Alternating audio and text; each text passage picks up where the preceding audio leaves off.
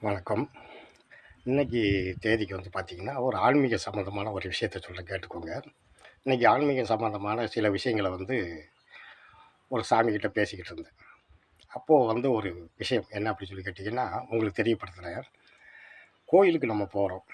போயி ஒரு சின்ன கோயில்னே வச்சுக்கிடுவோமே, ஒரு சூடத்த வாங்கிட்டு போயிட்டோம்னா, அந்த சூடத்த முன்னாடி ஒரு கல்லுலயோ, தரையிலயோ வச்சு, அந்த சூடத்த பொருத்தி தொட்டு கும்பிட்டுட்டு கோயில சுத்தி வர்றோம் இல்லையா? இதில என்ன ஒரு சிரமம் அப்படின்னு சொல்லி கேட்டிங்கன்னா, இது நாள் வரைக்கும் நமக்கு தெரியாத விஷயங்கள். சில பேருக்கு கூட அது தெரிஞ்சிருக்கலாம். ஒரு சிலருக்கு தெரியாது. அதுக்கு தான் இப்ப சொல்ல வந்திருக்கேன். சூடத்த தரையில பொருத்தவே கூடாது. ஏன் அப்படின்னு கேட்டிங்கன்னா, சாமி இருக்கிற இடத்துல தரையில சூடத்த பொருத்தக்கூடாது. தரையில சூடு ஏற்படுத்தக்கூடாது. அந்த இடத்த சூடு ஏற்படுத்தக்கூடாது அப்படிங்கிறத ஒரு கருத்தா ஒரு சித்தர் கூட என்ட்ட அப்படித்தான் சொன்னார். ஏன் தரையில சூடு வைக்கீயன்னு சொல்லி கேட்டார். அதுக்கப்புறம் தான் எனக்கே புரிய ஆரம்பிச்சது.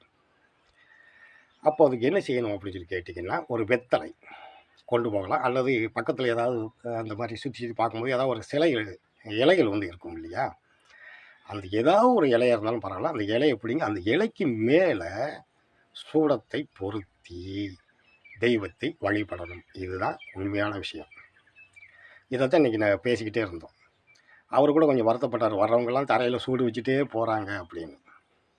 இறைவன் இருக்கும் இடத்தில் இறைவன் காலுக்கடியில சூடு வைக்கக்கூடாது அப்படிங்கிறது தான் பேசப்பட்டிருக்கு. அதனால இத தெரியாதவர்கள் இருந்தீங்கன்னா, இனிமே இறைவனை வழிபடும்போது ஏதோ ஒரு சின்ன இலை அல்லது ஒரு வெத்தலை கையில கொண்டு போயி, அது மேல சூடத்த வச்சு பொருத்தி இறைவனை வணங்குங்க. நல்லதே கிடைக்கும். நன்மையே பிறக்கும். நன்றி. வணக்கம்.